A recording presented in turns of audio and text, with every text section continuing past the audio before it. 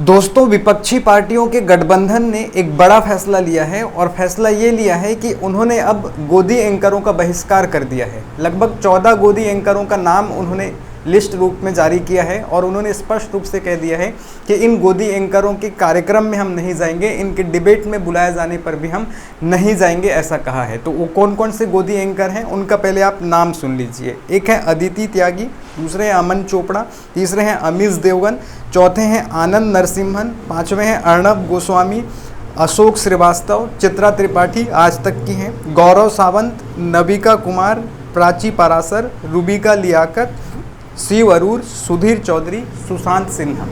तो इन 14 गोदी एंकरों का जो है विपक्षी पार्टियों ने बहिष्कार कर दिया है और अब इनके कार्यक्रम में जाने से उन्होंने मना कर दिया है। देखिए दोस्तों, भारत में एक प्रकार से मीडिया है ही नहीं, ऐसा आप समझ लीजिए, क्योंकि मीडिया में भारत की जनता का कोई मुद्दा नहीं होता है। पूरी की पूरी जो है वर्तमान समय की जो मीडिया है गोदी मीडिया बन चुकी है और ये केवल और केवल सत्ता का गुणगान करने में लगी हुई है, सरकार के दरबारी मीडिया के रूप में काम करना शुरू कर चुकी है। तो इससे जो है लोगों को नुकसान हो रहा है, लोगों के जो मुद्दे हैं एक्चुअल में उठने चाहिए वो गायब हो रहे हैं मीडिया से। और सरकार से सवाल करना मीडिया का काम होता है, लेकिन मीडिया ने सवाल करना बंद कर दिया है। आपने देखा कि कुछ समय पहले रवीश कुमार को एनडीटीवी चैनल से हटवा दिया गया है। किस प्रकार से एनडीटीवी चैनल अडानी के द्वारा खरीद लिया गया है और आपको पता ही है कि अडानी किसके दोस्त हैं।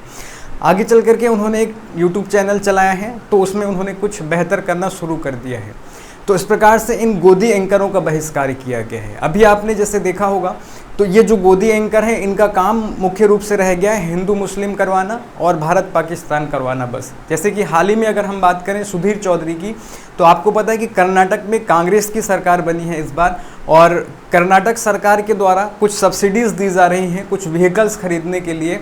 तो वहाँ पर गोदी एंकर की जो सुधीर चौधरी हैं उन्होंने एक न्यूज़ चला दिया कि वहाँ कर्नाटक में जो है हिंदुओं के साथ भेदभाव किया जा रहा है और जो सब्सिडीज़ वहाँ पर मिल रही है माइनॉरिटीज़ को, तो वहाँ पर हिंदुओं को ये सब्सिडीज़ नहीं दी जा रही है, ऐसा कह करके जो है एक झूठी खबर सुधीर चौधरी के द्वारा चलवाया गया था आज तक टीवी चैनल पर।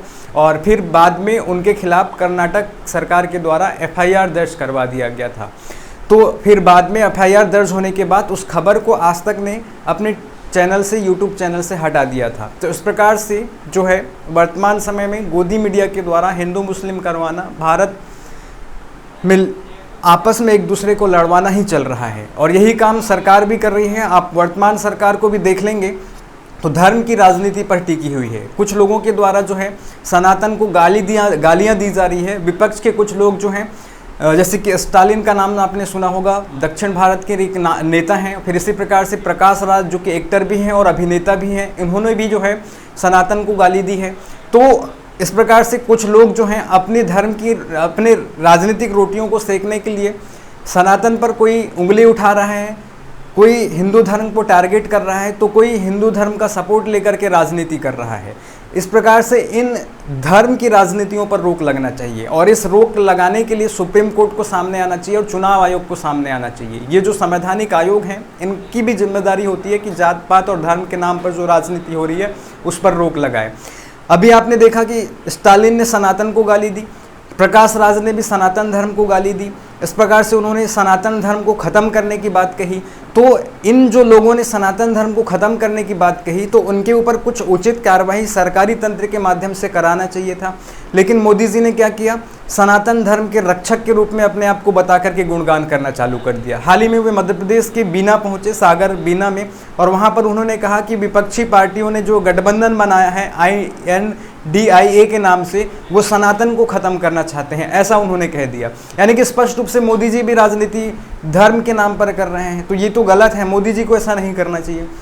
देश के प्रधानमंत्री हैं लेकिन वे भी जो है धर्म की राजनीति में ही उतरते जा रहे हैं। तो इससे नुकसान हमको होने वाला है, आपस में हमको लड़वाया जाएगा धर्म के नाम पर, जात पात के नाम पर। लेकिन आपको समझना होगा कि ये धर्म की राजनीति से छुटकारा पाना है, चाहे फिर वो मोदी हो, चाहे फिर वो स्टालिन हो। चाहे स्टालिन धर्म को गाली दे तो उसके खिलाफ सरकार को कार्रवाई करवानी चाहिए, लेकिन ना कि सरकार को या मोदी को सनातन धर्म का रक्षक बताना चाहिए। ऐसा यहाँ पर राजनीति नहीं करना चाहिए। देश को एक अच्छा रास्ता चाहिए जहाँ पर पढ़े लिखे शिक्षितों की बात हो, रोजगार की बात हो, शिक्षा की बात हो और जात पात से दूर राजनीति हो। लेकिन ऐसा यहाँ पर हमको दिख नहीं रहा है, तो ये यहाँ पर गलत हो रहा है। और इस प्रकार से आपको इन गोदी एंकरों को भी नहीं सुनना चाहिए, क्योंकि आज की जो भारत की मीडिया है वो इतनी गिर चुकी है कि लोगों की खबरों को छुपा लेती है और सरकार का ही गुणगान करते रहती है। आप इन मीडियाओं में अपनी खबरों को नहीं देखेंगे, आपके अधिकारों की बात ये नहीं करेंगे, आपकी समस्याओं की बात ये नहीं करेंगे। इस प्रकार से इन गोदी एंकरों से छुटकारा पाएँ और बिंदास रहें। और जिस प्रकार से आपको धर्म के खतरे का एहसास दिलाया जा रहा है, उससे बिल्कुल भी भयभीत ना हो। किसी का धर्म खतरे में नहीं है, ना हिंदुओं का धर्म खतरे में है, ना मुस्लिमों का धर्म खतरे में है। ये केवल और केवल एक संकीर्ण राजनीति है धर्म के नाम पर जो की जा रही है। आप देखेंगे तो मुगलों के शासन से लेकर के अंग्रेजों के शासन तक जिस हिंदू धर्म को कोई ने, किसी बाबर ने, न किसी अकबर ने नहीं खत्म कर पाया, उस हिंदू धर्म के खतरे का एहसास आपको दिलाया जाता है और वोट बैंक की राजनीति आपसे की जाती है, वोट ले लिया जाता है। लेकिन यहाँ पर दांव लगता है आपके बच्चे के भविष्य का, आपके परिवार के भविष्य का, और इस प्रकार से हमको उलझा दिया जाता है इस धर्म की राजनीति में। तो इससे आपको छुटकारा पाना है। धन्यवाद। जय हिंद।